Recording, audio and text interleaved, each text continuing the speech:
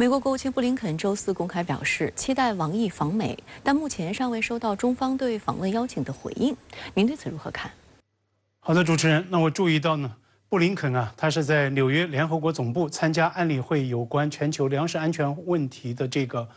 公共辩论会的间隙，向全球的媒体记者讲这番话的。我想，这也从侧面来见证，自从1号美国国务院发言人米勒确认主管东亚事务的助理国务卿康达以及国安会的相关官员前一天在与来访的外交部美大司司长杨涛进行工作会谈时，美方呢已经正式向再度出任外长的王毅发出访美邀请之后，美国媒体口中的这个中国最高外交官何时访美，确实呢已经成为美国外交圈的一个热门追问。甚至不少媒体都在猜测热议，王毅如果应邀访美，那么最有可能的时段是9月在出席联大会议前后来进行。那么布林肯本人的最新喊话，无疑呢再度推高了热度，也升高了层级。他昨天在联合国总部表示，期待有机会和王毅再度会晤，期待在北京开启的重要对话能够在美国继续。而且呢，他明确点出 "We are looking at the fall"， 我们期待秋天来访。事实上，王毅再度出任外长的消息一出来，布林肯在外访南太岛国期间呢，就已经在第一时间表态了。他说，期待和王毅建立 decent working relationship， 所谓的良性工作关系。当然了，布林肯昨天也并不讳言，目前美方还没有接到中方的回应。那么这也充分见证美方对王毅此访的重视与迫切。我个人统计，王毅今年与布林肯已经至少进行过3次双边会晤。布林肯昨天称和王毅在北京进行了重要对话。《华盛顿邮报》知名国际事务评论员伊格纳修斯啊，他在个人专栏中呢就披露了这样一个很耐人寻味的细节，他称之为 a telling moment， 是中美关系的一个启示性的时刻。北京会谈中，那么在中方就一些个重要分歧议程上呢表达了不满之后，布林肯这样说：Mr. Minister， 部长先生，我希望下辈子访华时能够为一个不犯错的国家来服务。专栏写道，听了布林肯这番话，王毅也笑了。伊格纳修斯非常看重这样一种面对面交流的高质量的时刻，他认为非常难得，很有意义，也很有启示性。那么这意味着全世界2个最强国的外交高官，尽管对对方的言行都有严重的关切，但是呢，都已经在接受这样一条底线，除了共同相处，此外别无选择。伊格拉修斯就认为，这次北京会谈正在确认中美共处的新的模式。那么这或许也是布林肯他反复强调良好工作关系的用意所在。但是呢，我也要强调，布林肯承认访问邀请至今没有获得中方确认。我想这实际上也意味着王毅访美并不是板上钉钉，还面临着重大的不确定性。那么美方期待的更重要议程是什么？有境外媒体呢对此说得很直白，中国最高外交官访美是推动实现中美元首会晤的最佳契机。王毅如果顺利到访华盛顿，那么将为前期协调可能的习拜会奠定坚实基础。美国加州大学圣地亚哥分校21世纪中国研究中心主任谢淑丽，他呢是知名的中国问题专家，曾经出任过助理国务卿。那么谢淑丽在接受美国媒体采访时就强调，王毅与布林肯以及总统国安事务助理沙利文建立的这个成熟的沟通渠道，对一定程度恢复美中互信尤其重要，也将为中美元首在多边会议场合的可能会晤奠定基础。中美元首去年在印尼巴厘岛参加 G20 峰会期间进行的双边会晤呢，可以说举世关注，成为全球的焦点，也在最敏感而且是最关键的挑战性的时刻，稳定了全世界最重要的双边关系。众所周知，美国呢作为东道主，今年底将会在旧金山召开 APEC 会议，这呢无疑也为中美元首再度会晤创造了重大的契机。约翰霍普金斯大学与南京大学中美研究中心教授大卫·阿莱斯，他也认为，在全球外交日程表上，没有一项议程能够比中美元首会晤来得更加重要。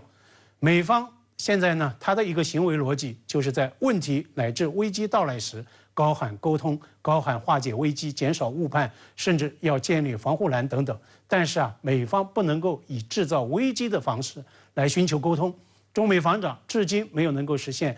当面沟通对话，就已经证实美方这条路行不通。所以从这种意义上来说，在全世界最重要的双边关系重大议程上，美方如何抉择，未来几周是非常关键的一个观察窗口。近日，美国国务院主动对外释放消息称，已邀请中国外长王毅访美，并希望中方接受邀请。此举十分罕见。3号，美国国务卿布林肯又在联合国会议期间对媒体表示，期待与王毅有机会见面。他也表示，目前还没有收到中方回复。实际上，高官高调炒作，希望与中国对话是美方近期的宣传策略。另一方面，美国不断给中美关系制造障碍，这才是导致中美关系迟迟难以回暖的关键症结所在。美国国务卿布林肯3号在纽约出席联合国会议，他对记者表示，期待与中国外长王毅有机会见面。And I would expect we'll have an opportunity to see each other and to continue the important conversations that I had in Beijing, that a number of my colleagues in the cabinet had, including Secretary Yellen, John Kerry, others will be going. 布林肯说，目前并未收到中方对此事的回复。We don't have a response yet, but we just extended that invitation. 中国外交部3号应询表示，愿与美方保持沟通。美国国务院发言人米勒此前证实，7月31号，美国国务院亚太事务助理国务卿康达、白宫国安会中国事务高级主任贝沙兰在华盛顿与到访的中国外交部美大司司长杨涛举行工作磋商期间，发出对王毅访美的邀请。深圳卫视注意到，布林肯7月26号在南太岛国汤加出席美国大使馆落成典礼时，主动对媒体表示，他认识王毅已经有10多年了，期待能像过去一样与他良好合作。实际上，今年6月和7月，王毅与布林肯有过2次见面。6月19号，在会见到访北京的布林肯时，王毅表示，中美关系处在关键节点，需要就对话还是对抗、合作还是冲突做出选择，要扭转中美关系螺旋式下滑，共同找到中美在新时期的正确相处之道。7月13号，在印尼雅加达出席东亚合作系列外长会期间，王毅应约与布林肯会面，指出美方需要反思导致中美关系陷入严重困难的症结所在，关键是要拿出实际行动，把拜登总统多次做出的一系列承诺切实落到实处。但美方显然说一套做一套的恶习不改。7月28号，白宫网站宣布将首次通过总统提用权向中国台湾地区提供价值3.45亿美元的军事援助。美国媒体还曝光，拜登很可能在本月中旬签署行政令，进一步限制美国对华关键技术投资。四川外国语大学国际关系学院副教授张国喜对深圳卫视表示，美方一方面说希望沟通，但很显然诚意严重不足。美国如果希望中美关系回暖，就必须正面回应中方关切。中国对美沟通的大门是一直敞开的，对美方的接触向来也是开放且不排斥的态度，但这并不意味着美国能够设置中国的外交议程。因此，王毅外长是否接受邀请，如果接受，又以什么样的方式，在什么样的时间访美，不可能由拜登政府说了算。外界注意到，在7月13号，王毅和布林肯在印尼会见后，美国国务院官员就透露，布林肯向王毅表达了美国关切两国恢复军事沟通的进度。8月2号，美国防部印太安全事务助理部长拉特纳会见了到访的中国外交部北美大洋洲司长杨涛，讨论中美防务关系和地区安全问题。这次跨部门会见受到美国舆论高度关注，因为这种外交活动十分罕见。深圳卫视注意到，7月12号，中国驻美大使谢锋受邀来到五角大楼，会见对象就是拉特纳。当时双方谈了1个半小时。观察认为，这种罕见折射出中美高层军事交流陷入僵局的尴尬现状。新加坡联合早报认为，外交官无法取代军事沟通机制，当前这种跨部门接触只能算得上是权宜之计。在美方没有解除对中国国防部长李尚福的制裁之前，中方不太可能恢复两国防长级的会谈。而中国国防部新闻发言人谭克飞此前就表示，中方重视发展中美两军关系和开展各层级沟通，并指出，事实上两军接触交流并未中断，但对话不能没有原则，沟通不能没有底线。当前两军交流面临的困难，责任完全在美方。今天中美在军事领域沟通渠道的阻碍，根源在于美方，在于国内极化政治驱动下，美国政府一系列触碰中国红线、违背对华承诺的错误举措。中美何时能恢复军事对话，取决于美国政府能否真正调整对华心态，拿出足够的诚意和用实际的行动尊重中国的核心利益。首先来关注中美关系。外交部美大司司长杨涛近期访问美国，相继与美国国务院、白宫国安会、国防部等美方官员会见。对此，英国《金融时报》引述知情人士的话称，中美正在开辟新沟通渠道，通过建立工作组的方式处理两国分歧。报道称，这是美国务卿布林肯6月访华，以寻求稳定中美关系后，两国工作层级取得的首批进展。不过，此举到底能多大程度改善中美关系，外界仍持保留态度。英国《金融时报》称，中美将共同建立2个新的工作小组，专注于处理亚太地区问题和海洋问题。此外，双方还可能成立第3个工作小组，以处理更加广泛的问题。报道还披露，中国外交部美大司司长杨涛7月31号在华盛顿与美国务院亚太事务助理国务卿康达等官员会面时，讨论了相关安排。预计两国官员将在未来几个月内拟定细节，但双方仍未达成最终决定。知情人士还指出，中美正考虑举行一系列会议，为两国面临的棘手问题制定明确的解决目标，但不会回到前几届美国政府时期曾开启的中美正式对话。外界认为，中美双方正在为稳定双边关系建立全新的沟通渠道。不过，也有观点认为，中美恢复沟通的迹象虽然已经显现，但成果仍不明显。自从6月份以来，中美高官层面应该说是进行了一系列较为频繁的接触。这个对于双方呢，就是接下来比如说建立工作小组，围绕具体的议题开展工作的，应该说是奠定了一定的基础。但是这个距离中美关系的实质性改善呢，我觉得还是有一定的距离的。值得一提的是，此次杨涛的访美行程颇为低调，但外界仍予以高度关注。2号，美国国防部发表声明指，美国助理国防部长埃利拉特纳与杨涛罕见地讨论了美中防务关系以及区域安全议题。拉特纳强调，五角大楼将继续致力于维持美中之间开放的军事交流渠道。观察指，杨涛作为中方外交官员，以跨部门的形式与美国方官员会面，在当前两军沟通尚未恢复的背景下，对外释放诸多信号。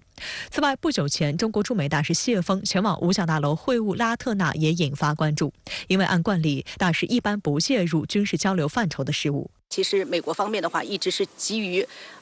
应该说也是非常迫切的，希望能够重启中美军方这样的一个对话机制，但是迄今为止进展也是非常有限的。那么至今为止呢，这个仍然是拜登政府的应该说是对华关系上的一个优先事项，在一些问题上和中国这边是存在一个比较严重的分歧，包括到目前为止还是没有取消对中国国防部长的制裁。那么如果是这些分歧没有能够解决的话，那么显然围绕这个议题还是要开展一系列的对话的，它很难通过1次或者2次的对话就能够把这个问题能够解决掉。此前7月31号，杨涛在华盛顿同美国务院亚太事务助理国务卿康达和白宫国安会中国事务高级主任贝沙兰举行工作磋商。中国外交部发布的声明强调，杨涛阐述了中方在台湾问题上的严正立场。美国务院的声明则指，双方进行了坦诚、实质性且富有成效的讨论，并称这是维持沟通管道开放和负责任管理双边关系持续努力的一部分。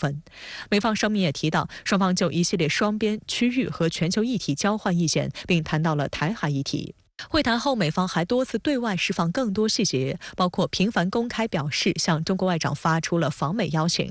3号，布林肯又在联合国会议期间对外放风称，希望有机会在美同王毅见面，延续在北京的重要谈话。观察人士指出，从中方对此次会谈发布的消息稿中，特别强调杨涛阐述了中方在台湾问题上的严正立场，就可以看出中方对于日前美方一系列涉台消息动向十分不满，这也不难解释为何中方迟迟不回应美方的邀约。事实上，就在1周前，美总统拜登宣布将首次动用总统提取权对台湾提供3.45亿美元军事援助，此举引发中方强烈不满和坚决反对。外交部、国台办、国防部相继发声称，此举严重损害中国主权和安全利益，严重破坏中美关系和台海和平稳定。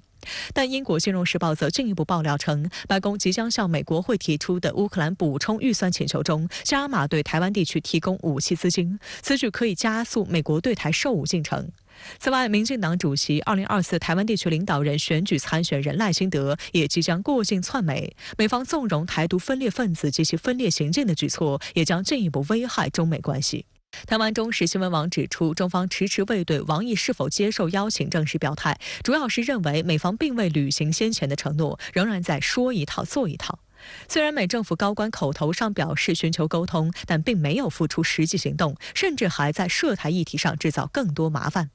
除了台海议题，白宫在打压中国高科技产业方面也在酝酿新招。据路透社报道，拜登预计将发布一项行政令，以审查对华敏感技术投资，目的是阻止美国的资金以及技术流入中国后，加速中国军事技术的发展，并危害美国所谓国家安全。报道指，行政命令预计将针对美国私募股权、风险投资以及在中国的半导体、量子计算和人工智能投资。白宫也面临着国会的压力，因为一些议员认为拜登政府对华科技打压力度还远远不够。而媒体这一系列爆料正值美国商务部长雷蒙多高调表示希望访问中国之际。此前也有美媒透露，雷蒙多很可能在8月下旬访华。不过截至目前，中美双方都没有确认相关行程。外界认为，美国政府一方面频繁宣示希望加强中美沟通以稳定双边关系，但另一方面却不改平打台湾牌、打压中国高科技产业等消极举措。对于改善中美关系的诚意，在中方看来仍明显不足。当前国内政治压力对于拜登政府的对华政策空间是形成了一个非常严重的制约，那么使得他时不时的要采取一些遏制中国的举措。即便如此的话，我们看到他还要面对国会议员，那么希望继续保持甚至要对华采取更加强硬的措施的这样的一些言论、一些压力。任何的缓和中美关系的举措，应该说它都不具有这样的一个长远的可持久性，还是取决于中美关系的这样的一个大的环境。